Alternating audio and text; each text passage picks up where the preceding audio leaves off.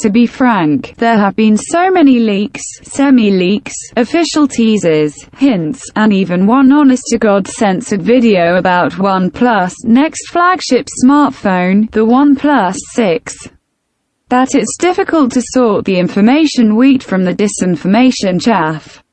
That being said, some new photos of the OnePlus 6 seem to have leaked online, and you might want to have a peek at them. They look about right, and also quite good. There's a display notch, which we knew was coming because OnePlus preemptively defended it before promising users they could turn it off by changing the top notification bar to black.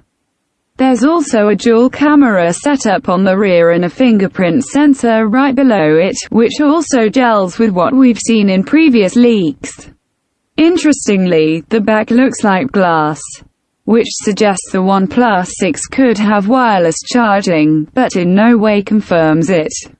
The specs on the screen are in Chinese, but we know from previous announcements that the OnePlus 6 will have a Snapdragon 845 processor and up to 8 GB of RAM and 256 GB of storage.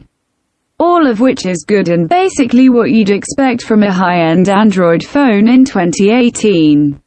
The display is supposedly around 6 inches, while the rear camera setup is thought to have a 20-megapixel lens and a 16-megapixel lens. We should note that as well as the two images above, a bunch of others have crept into the digital information sphere recently, including one purportedly showing the OnePlus 6 and the iPhone X side by side. However, it seems that these are fakes, because the alert slider, the physical switch that lets you put notifications on silent, appears high up on the left-hand side of the phone, whereas in official teaser images and the leaked photos above, it's on the right-hand side. So, ignore these photos, but also look at them if you feel like it. An end to our collective misinformation misery will come on May 16th, when the OnePlus 6 will launch at an event in London.